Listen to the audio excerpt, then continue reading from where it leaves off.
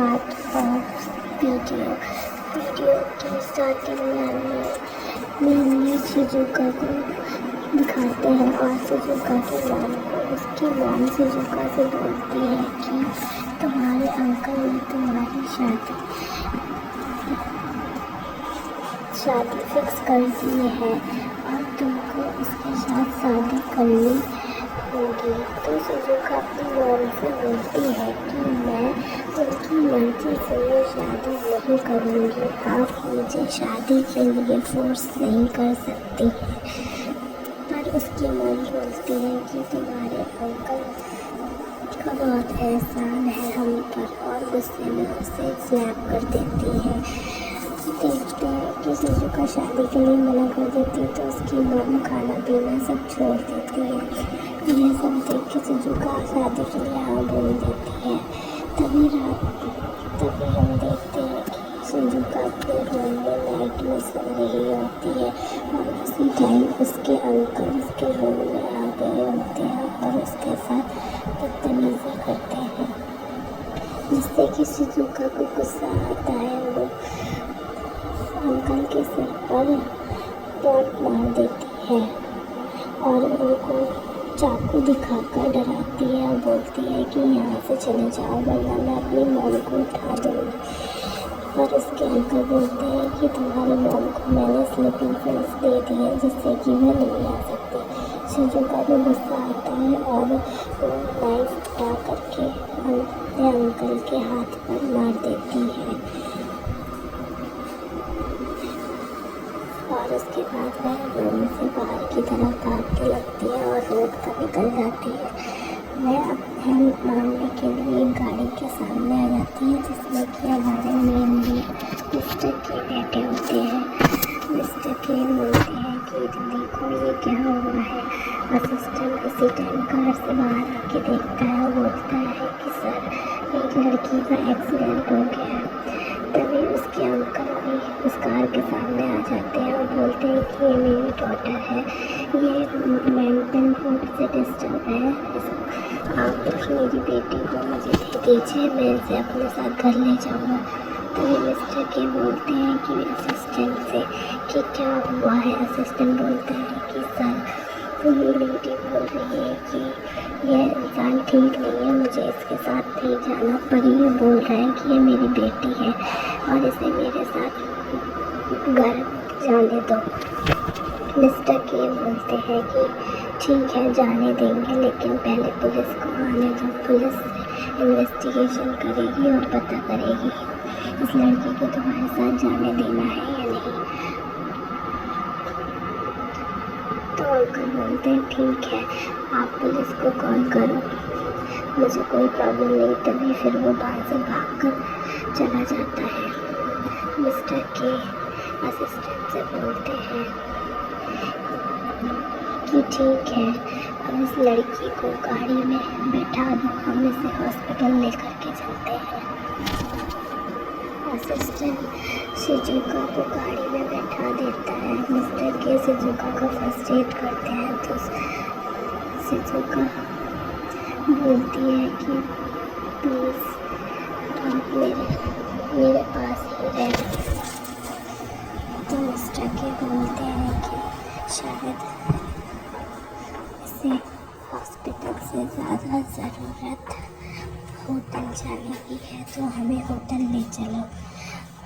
Mister के Shizuka को hotel के रूम में लेकर के जाते हैं और वह कहते हैं रात स्पेंड करते हैं। मॉर्निंग में शिजुका उठती है तो देखती है कि ये मेरे साथ नाइट में क्या हो गया और यह सब जाकर अपनी मॉम को बताती है कि अंकल ने मेरे साथ बदतमीजी की है। पर उसकी मॉम उसकी बात नहीं मानती और बोलती है कि तुम अपने अंकल पर ऐसा इल्ज़ाम लगा रही हो।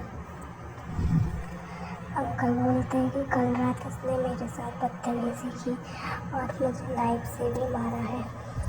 उसकी मॉम अंकल की ही बातों में आ जाती है और अपनी डॉटर की बात बिल्कुल भी नहीं मानती है, जिससे कि उसे बहुत बुरा लगता है। अंकल बोलते हैं कोई बात नहीं, हम इसकी शादी जल्दी से मिस्टर के से करा देते हैं। तो उसकी मॉम बोलती हाँ यही ठीक रहेगा, आप जो बोल रहे हो वो सही है। और वह बोलती है कि तुम शादी करने के लिए रेडी रहना। शिजुका उसकी मॉम में बहस होती है। नेक्स्ट डे दिखाया जाता है कि शिजुका शादी के लिए रेडी हो रही होती है, तो उसकी मॉम उससे बोलती है कि तुम वेडिंग ड्रेस में बहुत ज़्यादा प्यारी लग रही हो और खुशी खुशी अब तुम यह शादी कर लो। पर शिजुका बहुत अपसेट होकर बैठी होती है, अपनी मॉम से बात नहीं कर रही होती है। तभी फिर उसके बाद शिजुका को लेकर के जाया जाता है। शिजुका शादी के लिए स्टेज पे चली जाती है, पर देखते हैं कि वहाँ पर तो दूल्हा होता ही नहीं है। सब लोग गॉसिप करने लगते हैं कि दूल्हा तो अभी तक आया ही नहीं है। मिस्टर के की मॉम बोलती है कि मेरा बेटा कहाँ है। असिस्टेंट बोलता है कि सर का एक्सीडेंट हो गया है, वह हॉस्पिटल में। तभी शिजुका की मॉम बोलती है शादी स्टॉप करो और चलो मेरे बेटे के पास चलो। के की मॉम अपने बेटे के पास बैठी होती है, तो उसकी फ्रेंड आके बोलती है कि हमें कुछ अर्जेंट काम है, तुम्हें मेरे साथ चलना पड़ेगा। अब इसका ख्याल इसकी वाइफ रखेगी, आप इसे छोड़ दो और मेरे साथ अर्जेंट वर्क पे चलो। तो उसकी मॉम उसे छोड़ बोलती है कि इसकी तो अभी अभी शादी हुई है, ये मेरे बेटे का ख्याल कैसे रख पाएगी। पर वो फिर भी मजबूरी में उसे छोड़ करके चली जाती है और बोलती है कि मेरे बेटे का ख्याल रखना। शिजुका अपने हस्बैंड का ख्याल रखती है और देखती है अरे ये तो वही लड़का है।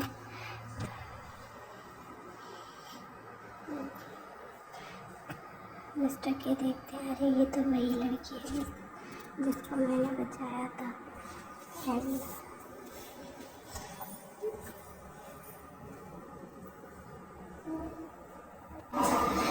वो अपनी वाइफ को उठा करके बेड पर लेटा देता है और खुद भी सो जाता है। मॉर्निंग में मेड आकर देखती है कि उसकी वाइफ उसके साथ बेड पर सो रही है। वह उसे उठा के बहुत ज़्यादा नाराज़ होती है, बोलती है कि तुमने बेड पे क्या कर रही हो, तुमने सर की केयर भी नहीं की। तो शिजुका बोलती है कि तुम यहाँ से चली जाओ, मैं इनकी वाइफ हूँ, अब से मैं ही इनकी केयर करूँगी। तो मेड उन पर हाइपर होकर बोलने लगती है, उस पर नाराज़ होती है। वो बोलती है कि हाँ सालों से मैं ही इनकी केयर कर रही हूँ, मैं ही इनकी केयर करूँगी, तुम यहाँ से चली जाओ। शिजुका बोलती है नहीं अब तुम यहाँ से चली जाओ, मैं अब इसकी केयर करूँगी।